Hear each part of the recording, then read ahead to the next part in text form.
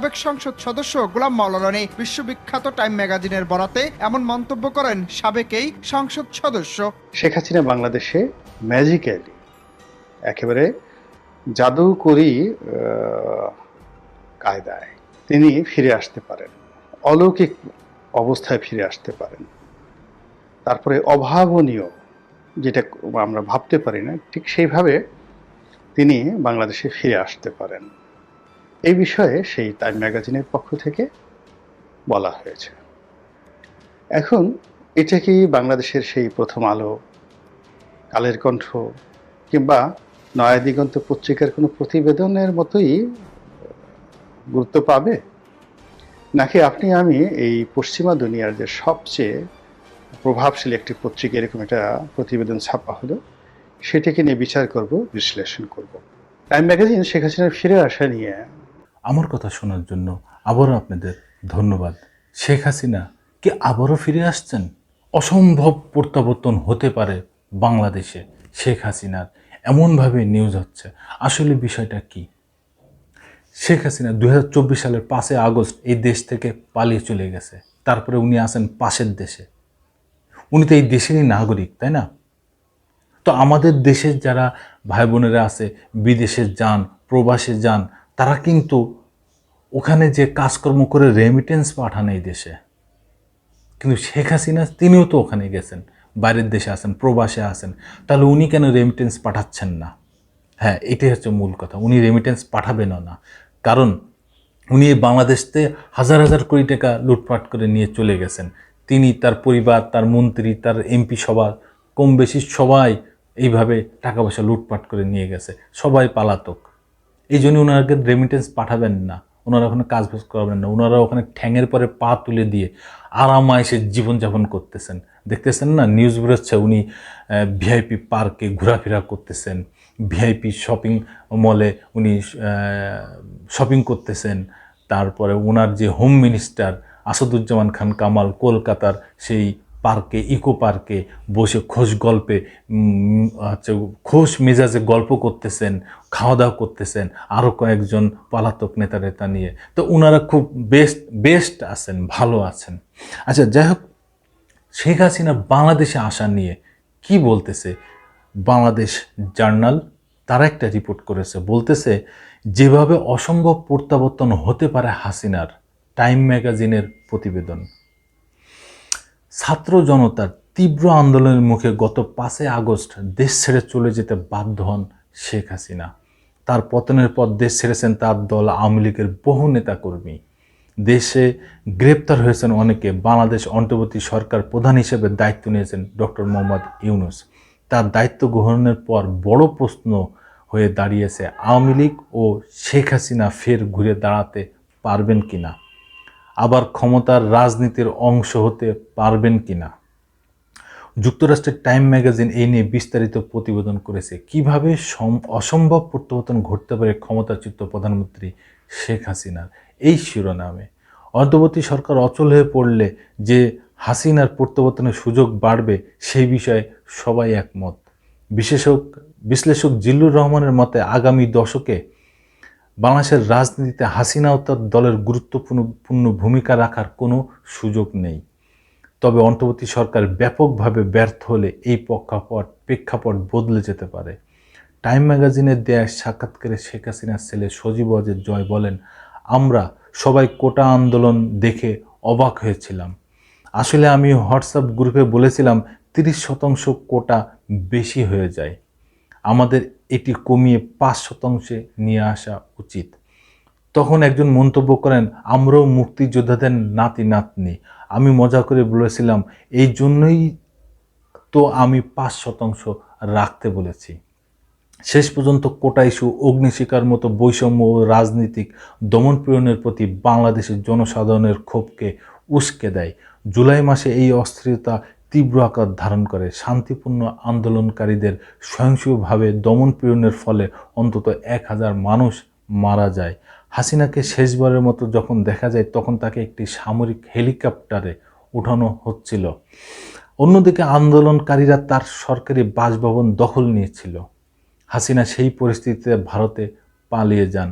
তিনি এখন পর্যন্ত ভারতে অবস্থান করছেন এবং জনসম্মুখে আড়ালে থেকে নিজের ক্ষত সরানোর চেষ্টা করছেন। সজীব অজয় জয় বলেন, তিনি হাসিনা দেশের পরিস্থিতি নিয়ে খুব হতাশ, কারণ গত 15 বছরে তার সব পরিশ্রম প্রায় বিফলে যাচ্ছে। বাংলাদেশ এখন একটি বড় ধরনের হিসাব নিকাশ চলছে। 15 বছরের অপ্রতিরোধ্য শাসনের সময় হাসিনার দল আওয়ামী লীগ প্রত্যেকটি সরকারি প্রতিষ্ঠানকে রাজনৈতিকভাবে নিয়ন্ত্রণ করেছে। এর ফলে সেনাবাহিনী, আদালত, জনসেবা ও বিশেষ করে নিরাপত্তা বাহিনীর প্রতি গভীর অবিশ্বাস তৈরি হয়েছে মানুষের মনে। 17 কোটির বেশি জনসংখ্যা এবং দক্ষিণ এশিয়ার দ্বিতীয় বৃহত্তম অর্থনীতির দেশ বাংলাদেশের পুনর্গঠনের দায়িত্ব পড়েছে ছাত্রনেতা এবং সামরিক কর্মকর্তাদের উপরে, যারা হাসিনাকে পদত্যাগ করতে বাধ্য করেছেন।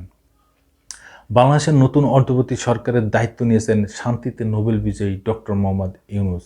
হাসিনার শাসনামলে তার বিরুদ্ধে শতাধিক রাজনৈতিক উদ্দেশ্য প্রণোদিত মামলা হয়েছে। মামলাগুলো এখন প্রত্যাহার করা হয়েছে। ডক্টর ইউনূসের নেতৃত্বে অন্তর্বর্তী সরকার দেশকে নির্বাচনের দিকে নিয়ে যাচ্ছে, যা অনুষ্ঠিত হতে অন্তত 18 মাস সময় লাগতে পারে সরকারের পক্ষ থেকে বলা হয়েছে। এই সময়ের মধ্যে নির্বাচনী ব্যবস্থা, পুলিশ প্রশাসন, বিচার বিভাগ, দুর্নীতি দমন কমিশন, জনপ্রশাসন এবং জাতীয় সংবিধান সহ একটি 6 দফা সংস্কার প্রক্রিয়া চলছে। 26শে আগস্ট এক টেলিভিশন ভাষণে ডক্টর ইউনূস বলেন, দুর্নীতি, লুটপাট ও গণহত্যার বিরুদ্ধে একটি দায়বদ্ধ রাজনৈতিক ব্যবস্থা প্রতিষ্ঠা করাই এই সরকারের উদ্দেশ্য। যদি আমরা এখন সুযোগ হারাই, আমরা জাতি হিসাবে পরাজিত হব। হাসিনার দেশ ত্যাগের পর কয়েক সপ্তাহ রাজনীতি ও নিরাপত্তা শূন্য তৈরি হয়েছিল। সরকারি প্রতিষ্ঠানগুলো থেকে আওয়ামী লীগের লোকজনদের সরানো হয়েছে। অনেক নেতাকর্মীকে গ্রেপ্তার করা হয়েছে। হাজারো পুলিশ সদস্য আত্মগোপনে চলে গেছে যাতে জনরোষের শিকার না হন। অন্তত 44 জন পুলিশ কর্মকর্তা নিহত হয়েছেন। এদিকে প্রধান বিরোধী দল বাংলাদেশ জাতীয়তাবাদী দলের বিএনপি নেত্রী খালেদা জিয়া গৃহবন্দী থেকে মুক্তি পেয়েছেন। দেশের প্রধান ইসলামপন্থী দল জামায়াত ইসলামীর উপর থেকে নিষেধাজ্ঞা তুলে নেওয়া হয়েছে। তবে হাসিনার পতনের উচ্ছ্বাস এখন দেশ কোন দিকে যাবে তা নিয়ে মতবিরোধে রূপ নিয়েছে। 31শে September Transparency International Bangladesh TIB সরকারের পক্ষ থেকে পাঠ্য বই পরিচালনা করার জন্য গঠিত একটি কমিটি বিলুপ্তির সিদ্ধান্তকে ইসলামী মৌলবাদীর সঙ্গে গুরুতর এবং বিপজ্জনক আপোষ হিসেবে আখ্যা দিয়েছেন। এর জবাবে ইসলামী সংগঠন হেফাজতে ইসলামের নেতারা এইসব উদ্যোগকে ফ্যাসিবাদী বলে নিন্দা জানিয়েছেন। তবে অন্তর্বর্তী সরকারের কোনো রাজনৈতিক দলের উপস্থিতি না থাকায় নতুন নির্বাচনের দাবিও তারা জোরালো হবে। এই সরকারের বৈধতা আছে, জনসমর্থন আছে, কিন্তু জনপ্রতিনিধিত্ব নেই, বলেছেন নরওয়ে অসলো বিশ্ববিদ্যালয়ের বাংলাদেশি গবেষক মুবাশ্সার হাসান। সংস্কার করা সত্যি জটিল এক পরিস্থিতিতে পড়েছেন। কার্যকর সংস্কার বাস্তবায়ন করতে এবং দুর্নীতিবাজদের শাস্তির আওতায় আনতে সময় লাগবে, কিন্তু যে দেশে সাধারণ মানুষ অর্থনৈতিকভাবে হিমশিম খাচ্ছে, সেখানে খুব শীঘ্রই জনগণ ধৈর্য হারাবে। রাজনৈতিক অস্থিরতা ও সাম্প্রতিক ভয়াবহ বন্যার কারণে গত সপ্তাহে এশীয় উন্নয়ন ব্যাংক এডিবি বাংলাদেশের অর্থনৈতিক প্রবৃদ্ধির পূর্বাভাস 6.6% থেকে কমিয়ে 5.1% করেছে। জানুয়ারি নির্বাচনের আগে বিএনপি কর্মীদের বিরুদ্ধে লক্ষাধিক মামলা দায়ের করা হয়েছিল। যুক্তরাষ্ট্র এই নির্বাচন অবাধ ও সুষ্ঠু হয়নি বলে উল্লেখ করেছিল। ট্রান্সপারেন্সি ইন্টারন্যাশনাল 2022 সালের দুর্নীতির ধারণা সূচকে বাংলাদেশ 180টি দেশের মধ্যে ইরানের সঙ্গে যৌথভাবে 147তম অবস্থানে ছিল এবং তালেবান শাসিত আফগানিস্তানের এক ধাপ উপরে ছিল। সংস্কারপন্থীদের আশঙ্কা, দেশকে দ্রুত সংস্কারের দিকে নিয়ে যেতে না পারলে আওয়ামী লীগ আমলের এইসব দুর্নীতির স্মৃতি সাধারণ মানুষ স্মৃতি থেকে ফিকে হতে শুরু করতে পারে। উইলসন সেন্টারের সাউথ এশিয়ান ইনস্টিটিউটের পরিচালক মাইকেল কুগেলম্যান হাসিনার প্রত্যাবর্তনের সম্ভাবনা উড়িয়ে দিতে পারছেন না। কুগেলম্যান বলেন, হাসিনার প্রত্যাবর্তন বেশ অসম্ভব। দক্ষিণ এশিয়ার পরিবারতান্ত্রিক রাজনীতির ইতিহাস ঘাটুন, দেখবেন পরিবারতান্ত্রিক রাজনৈতিক দলগুলোকে দেউলিয়া মনে হলেও এই দলগুলোকে একেবারে বাতিল খাতায় ফেলতে পারবেন না।